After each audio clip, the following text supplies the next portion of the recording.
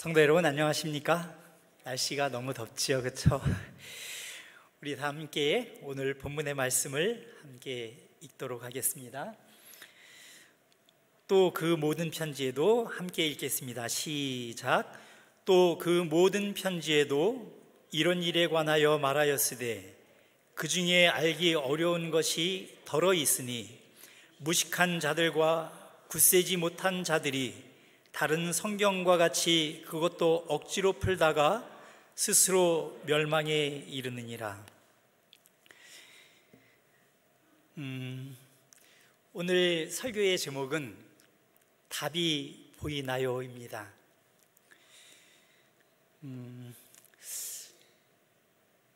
제가 텔레비를 보는 중에 정말 재미있는 그 영상을 하나 봤는데 그 영상을 오늘 제가 이야기로 한번 구상을 해보겠습니다. 이렇게 더운 날 우리가 아주 시원한 시골에 있는 학교를 한번 보도록 하겠습니다. 학교가 있죠? 학교 이름이 무슨 학교예요? 시골 초등학교. 그리고 그 학교의 교훈은 뭐예요? 내 주님 오시리.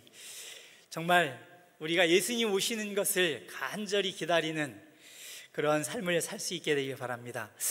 이 학교에서 초등학교 4학년에 사회 문제가 나왔는데 이런 문제가 나왔어요.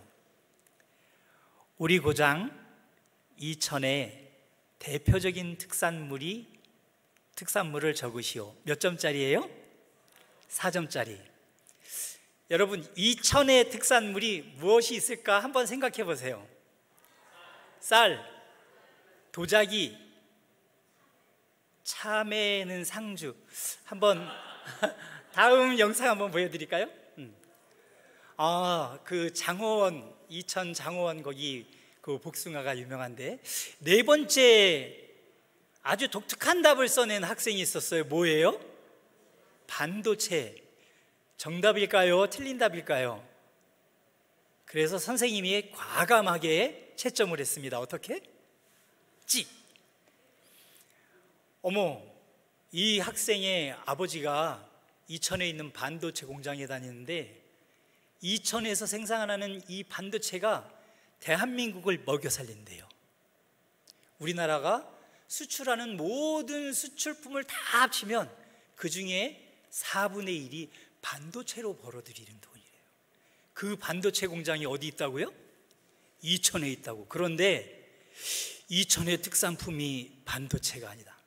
그래가지고 시청하고 아주 그냥 난리가 났어요.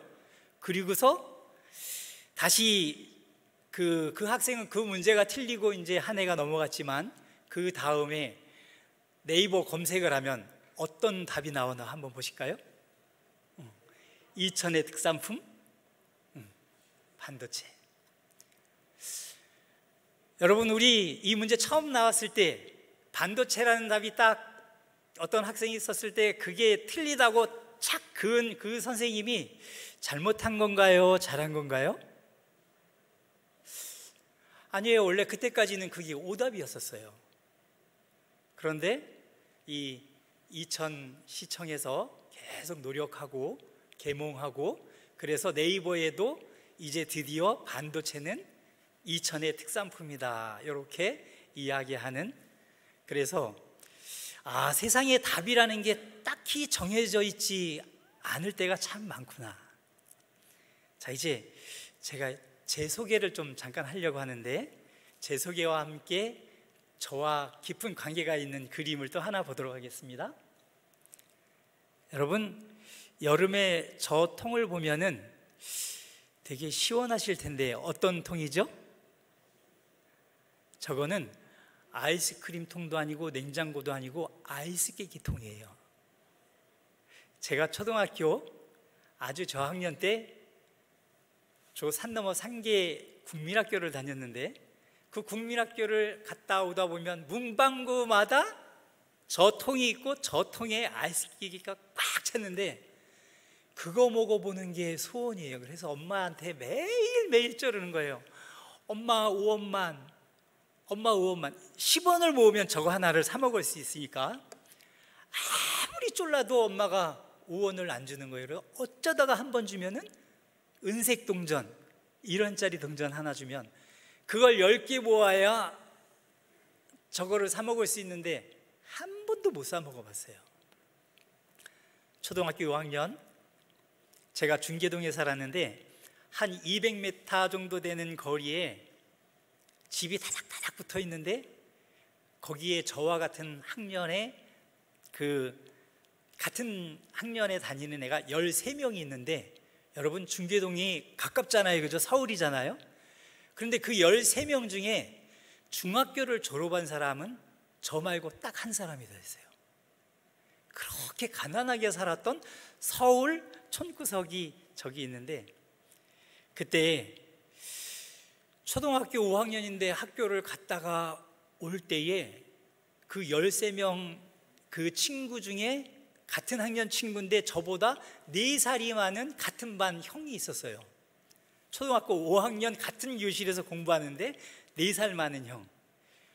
그 형이 제가 유독 가난한 걸 알고 학교 끝나고 올 때마다 어느 날부터 아이스케이크를 하나를 주는 거예요. 그러면서 그 아이스케이크를 어디에서 주냐면은 한 3km 정도 돼요. 집에서부터 학교까지가 싹 오다가 그 길 밑에 커다란 녹강이 있고 거기에서 물이 쏟아져 나오는 그 안에 들어가 가지고 이 아이스케이크를 하나 주는 거예요. 그래서 그 형도 먹고 나도 먹고 얼마나 맛있고 얼마나 시원한지 몰랐어요. 야, 그런데 그 다음날 또 학교가 끝나고 오는데 이 형이 또 주는 거예요. 그러더니 한 몇 번을 주더니 이 형이 나보고 하는 얘기가, 성일아, 너는 맨날 얻어먹기만 하냐? 왜? 너도 나한테 좀 줘봐. 형, 나 돈 하나도 없어. 그랬더니, 야, 난 돈 있어서 이거 사오는 줄 아냐? 그러면서 그날부터 저 하드통에서 아이스깨끼를 몰래 훔쳐오는 기술을 가르쳐 주는데 너무너무 잘 가르쳐 주는 거예요. 첫날 저게 이제 아이스깨끼를 훔칠 수 있는 그 비결이 하나 있었는데, 그때 상계 국민학교에는 17반이 있는데 17반인데 한 반에 68명씩 있어요. 그러니까 학교 학생을 다 합치면 7,000명 정도가 되더라고요. 그 학생들이 쏟아져 나오니까는 그 좁은 골목에 애들이 얼마나 많아요. 뭘 사니까는 이 주인 아주머니는 뭐 거실로 주느라고 바쁜 거예요. 그러니까는 항상 아이스깨끼 통은 항상 저렇게 제일 구석에 있는 거예요. 그래서 거기서 손을 넣고 빼는데 이 심장이 얼마나 떨리는지 몰라요. 그러더니 그거를 하나 2개 집어가지고 막 도망가서 그 녹강 속에서 그 형이랑 먹는데, 왜 그전까지는 그 아이스깨끼가 그렇게 맛있었는데 그날은 하나도 맛을 못 느꼈는지 몰라요. 다음 날 또 훔쳐오래요. 한 일주일쯤 지나니까는 이제 저 아이스깨끼 통에 있는 하드는 돈을 안 내도 내가 먹을 수 있는 하드. 그런데 이 형이 훔치는 것뿐만이 아니라 이걸 또 안 들키는 기술까지 다 가르쳐 주는 거예요. 그래가지고 한 2달 만에 이제 돈이 없어도 아이스깨끼를 먹을 수 있는 기술을 배웠는데, 제가 평생 살면서 그때 배운 기술로 얼마나 넉넉하게 살았는지 몰라요. 그런데 지금은 이제 전혀 그러지 않겠죠. 그래서 저 사진을 구하면서 과연 박성일 장로는 좋은 사람일까 나쁜 사람일까? 여러분, 이 이야기를 들으니까 박성일 장로는 좋은 사람일 것 같아요? 나쁜 사람일 것 같아요? 나쁜 사람이에요.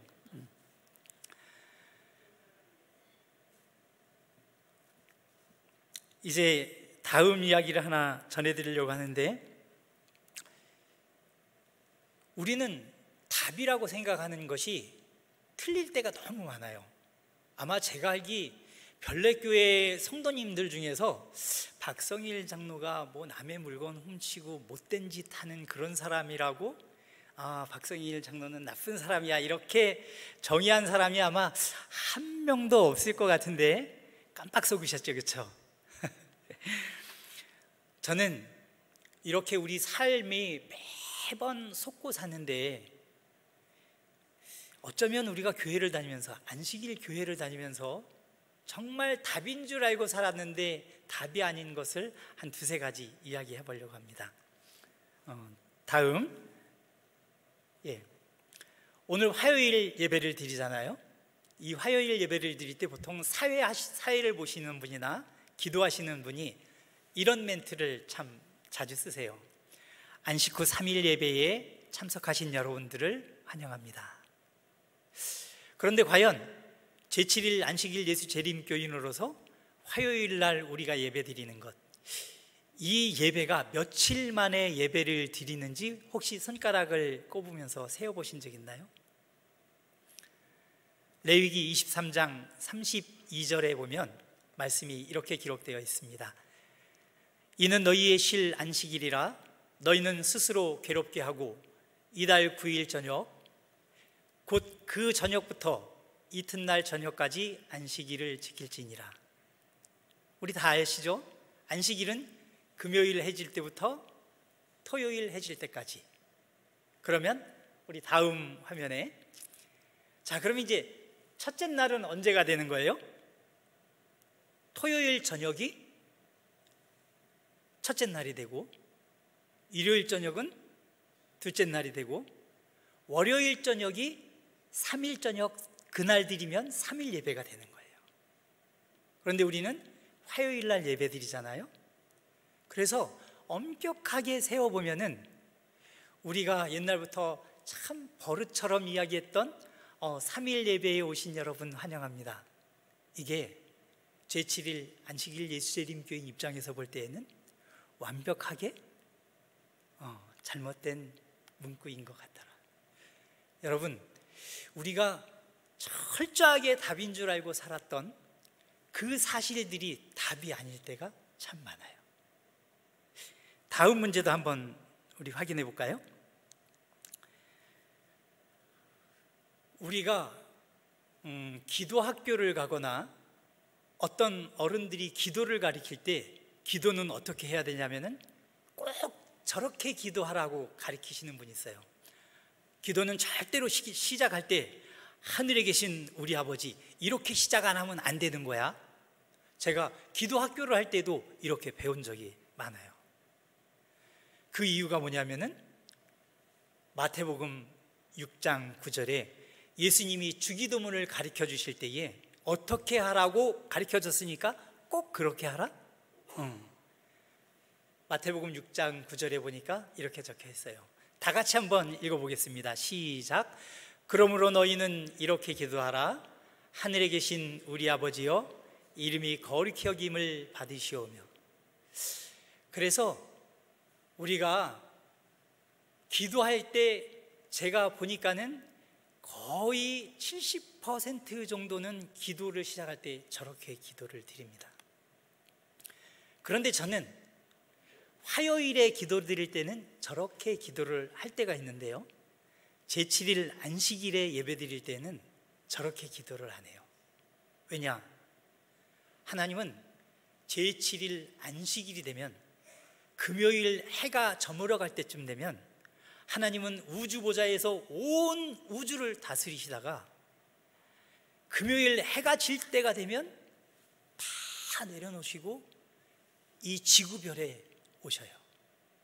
그리고 우리가 예배드리는 제7일 안식일 예수재림교회 간판이 걸려있는 그곳에 가셔서 이 성전에서 우리에게 말씀과 축복을 주시기 위해서 이 별내교회로 오셨다고 저는 확신합니다.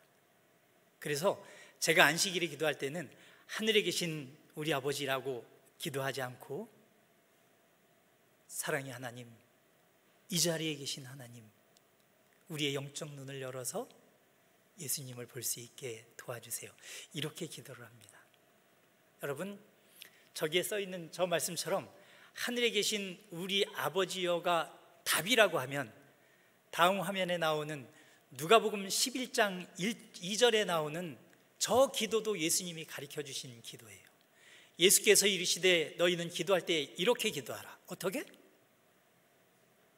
하늘에 계신을 빼고 그냥 아버지요. 여러분, 우리가 기도할 때에 정말 시작하는 기도를 우리 모든 성도님들이 내가 가장 하나님을 부르고 싶은 아름다운 이름을 한번 만들어 보시기 바랍니다.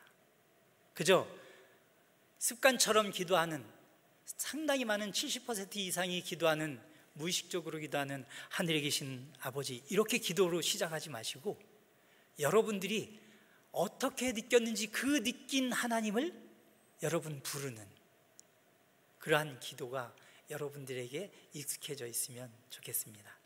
여러분, 그렇게 하실 마음이 있습니까? 네, 감사합니다. 이제 이 부분은 참 조심스러운데 그림을 한번 같이 볼까요? 저 그림이 다른 부분이 있죠. 자, 여러분, 어느 부분이 다른가요? 왼쪽 그림에는 세 존재자가 있죠. 가운데 심판받는 박성일이 저기에 서 있어요. 그렇죠? 그런데 오른쪽 그림에 보니까는 박성일이라는 사람이 저기에 없어요. 그렇죠? 그림이 틀리죠. 그렇죠? 어떤 그림이 맞을까요? 제가 시조사에서 근무하면서 조사심판과 관계된 모든 그림을 볼 때에 다 저 왼쪽 그림처럼 심판받는 사람이 박성일이라는 사람이 저 자리에 서 있는 그림으로 나와 있지, 오른쪽처럼 심판받는 사람이 거기에 등장하지 않는 그림이 없어요. 여러분, 과연 우리는 조사심판의 날 예수님이 심판하실 때에 과연 저 자리에 서 있을까요? 서 있지 않을까요? 답을 한번 보겠습니다. 그 다음 화면.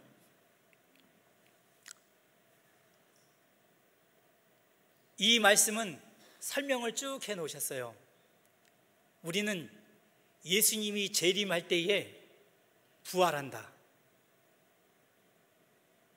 그 부활하기 전에 조사심판이 다 끝나는 거예요. 옛날에 돌아가셨던 우리 할아버지, 할머니들이 조사심판할 때에 무덤에 있는 육체가 부활해서 심판정에 가는 것도 아니고 그 영혼이 부활해서 하늘에 가서 심판받는 것도 아니에요. 여기에 써있길 뭐라고 써있는지 우리 다 같이 한번 읽어보겠습니다. 시작. 그러므로 그들은 그들에 대한 기록이 심판정에 제출되어 조사를 받아 결정될 때에 개인적으로 그 자리에 출두하는 것이 아니다. 이렇게 저 부분만 딱 써가지고 이렇게 보면은 많은 사람들이 예언의 신을 찾아요. 저거 진짜 저렇게 써있나? 그래서 제가 책 전체를 사진을 찍어 왔어요. 다음 사진 볼까요? 요즘에 그 한 꽉에 들어있는 10권짜리 책, 그 중에 대쟁투 청서 중에서 각시대 대쟁투 학원 160페이지 중간쯤 보면은 저기에 그렇게 적혀 있습니다. 자, 그럼 이제 제가 여러분께 한번 여쭤볼게요. 그러면 우리가 지금까지 알고 있었던 조사심판의 날 심판정에 선다는 이 교리는 잘못된 것일까요? 저렇게 써 있으니까. 참 놀랍게도 같은 책 28장 하늘에서 행하는 조사심판이라는 챕터에 똑같은 내용을 하이 부인이 글을 쓰시면서 그 다음 장을 보니까는 이렇게 써 있어요. 어떻게? 같이 한번 읽어보겠습니다. 왼쪽 거. 각 사람은 크신 재판장 앞에 직접 대면하여 서지 않으면 안 된다. 그리고 또 오른쪽에 보니까는 아예 소제목이에요. 소제목. 심판대 앞에 설 각 사람. 그럼 화입 부인이 세 페이지 앞에 쓸 때에는 심판정 앞에 쓰지 않는다고 이야기했다가 또 세 페이지 뒤에는 저렇게 두 번씩이나 심판정 앞에 선다라고 이야기하는 걸 봤을 때 어떤 게 답인 것 같아요? 실질적인 현상에는 앞에 부분이 맞아요. 뒤에 부분은 화입 부인이 우리에게 기별을 주는 거예요. 사실을 이야기하는 게 아니라 우리가 어떻게 살아가야 될지를 고민하고 성도들이 하나님 앞에 의로운 삶을 살길 바라는 간절한 마음으로 글을 쓰다 보니까는 세 페이지 앞에 썼던 것과 완전히 상반된 글을 쓰신다는 거죠. 여러분, 이쯤 되면 어떤 게 답인 것 같아요?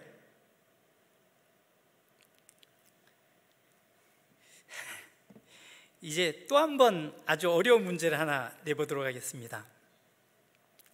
다음 화면. 어느 교회에서 직원의 안건이 하나 올라왔어요.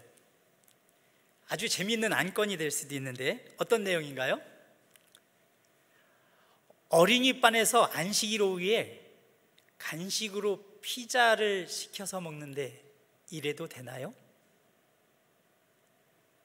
자, 여러분 한번 생각해 보세요. 내가 만약에 교회 직원으로서 직원회를 하는데 이런 안건이 올라왔어요. 안식일 오후에 어린이반이 피자를 먹는데요. 결과가 어떻게 됐을까요? 당연히 부결이 됐습니다. 왜? 안식일 날 피자를 사 먹는다는 게 말이 돼? 안 되지? 여러분, 어른들이 보기에 아이들이 피자를 먹는 것은 말이 안 됐는데, 그리고 나서 어린이반 선생님들과 아이들이 난리가 났어요. 왜? 왜 어른들은 안식일날 떡을 시켜 먹으면서 우리는 피자를 못 먹게? 따졌더니 어른이 하시는 말씀, 우리는 떡을 안식일이 되기 훨씬 전에 주문을 하고 떡값을 미리 다 내고 떡을 배달을 시켜줘서 안식일날 점심을 먹는 거야. 아니, 우리도요, 피자를요 일주일 전에 시켰고요, 돈도 미리 냈어요. 그리고 우리가 가서 가져오는 것도 아니고 피자도 다 배달해줘요. 근데 왜 어른들은 먹어도 되고 우리는 안 돼요?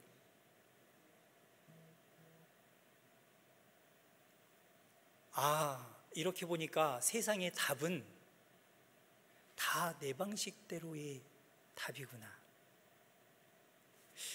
여러분, 답이 보여요, 안 보여요? 답이 잘 안 보이죠?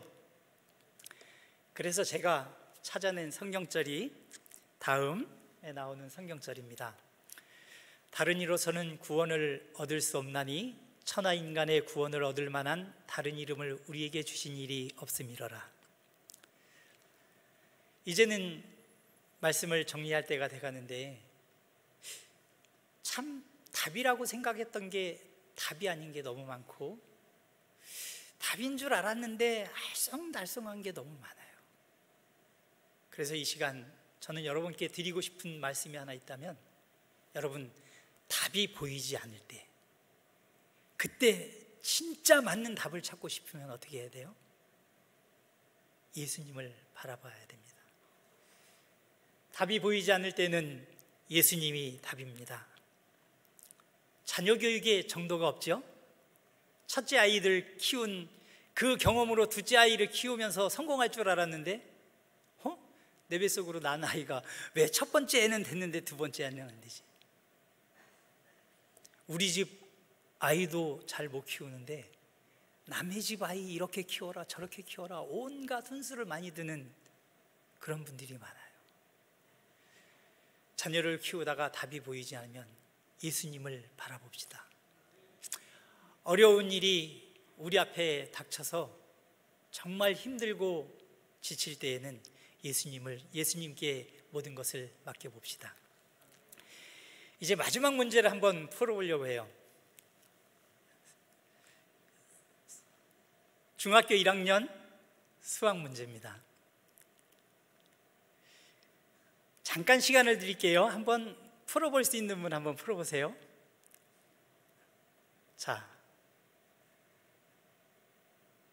이제 좀 풀어보셨나요? 그럼 제가 보기를 보여드리겠습니다. 보기 보여주세요. 다음 사진.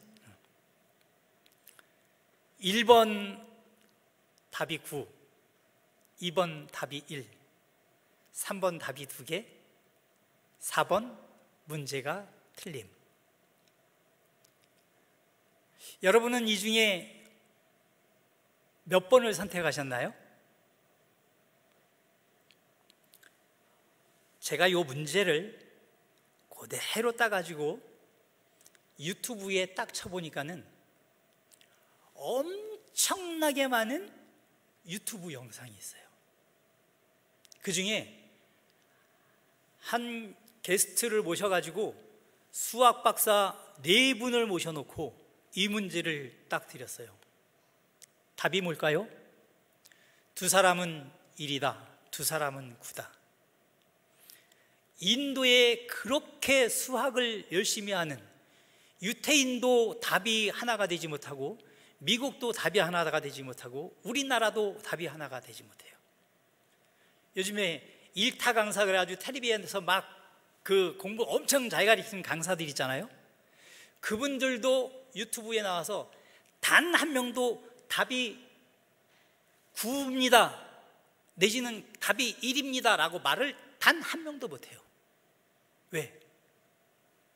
저 문제를 어떻게 푸느냐에 따라서 답이 9도 될 수 있고 답이 1이 될 수도 있고, 실제로 수학 박사들이 나와가지고 토론을 하는데 일치가 안 돼요.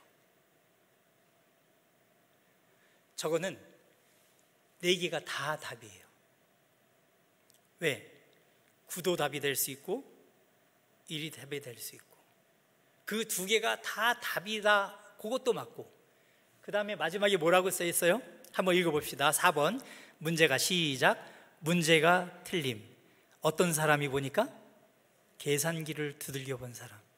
여러분 혹시 우리가 예배 시간에 핸드폰을 보면 좀 곤란하지만 저거를 계산기로 두들겨 보면요, 저식이 성립이 안 돼요.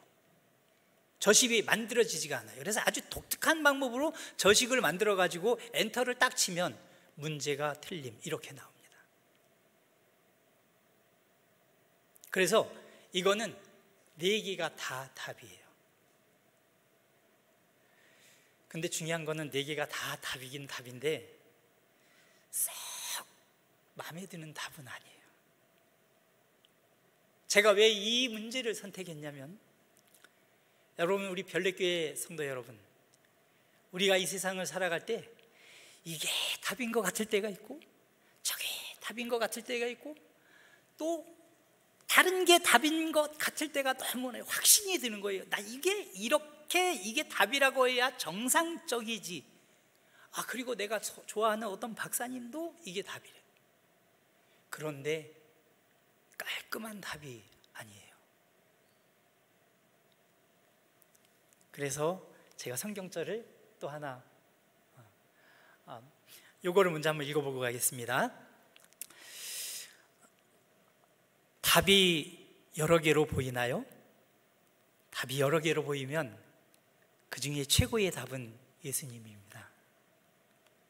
별내교회 성도 여러분, 우리는 각 사람마다 답을 가지고 있어요. 어떤 답? 예수님을 어떻게 사랑하면 가장 좋은지를 내가 살아보고서 예수님 사랑하는 방법을 설정을 했어요.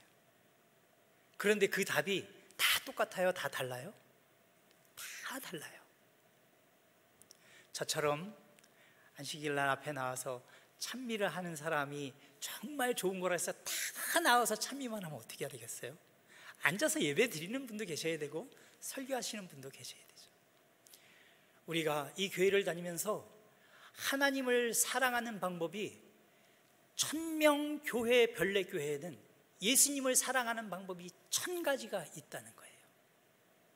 그래서 여러분은 여러분의 방법을 가지고 예수님을 사랑하고 예수님을 높이고 예수님을 따라갈 수 있게 되기 바랍니다.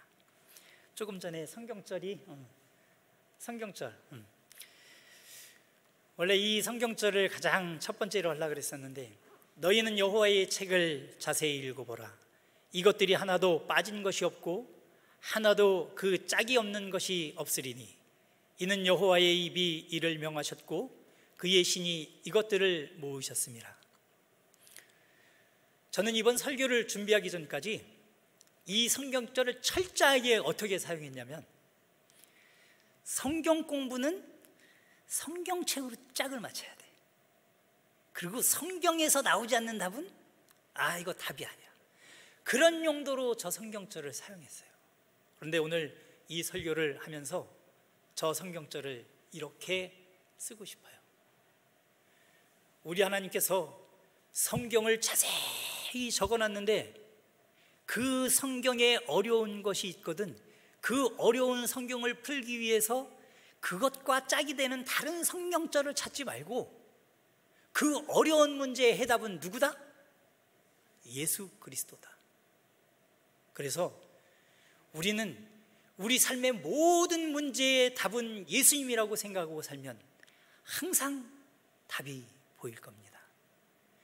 우리 천명교회 성도 여러분들이 1000가지 방법으로 예수님을 찬양하고 예수님께 예배드리고 예수님을 사랑한다면, 우리 하나님은 1000가지의 방법으로 여러분 한 사람 한 사람에게 가장 어울리고 가장 축복된 방법으로 여러분들을 인도하시고 여러분들에게 복을 주실 거라는 것을 믿으면서 여러분 설교를 마치도록 하겠습니다.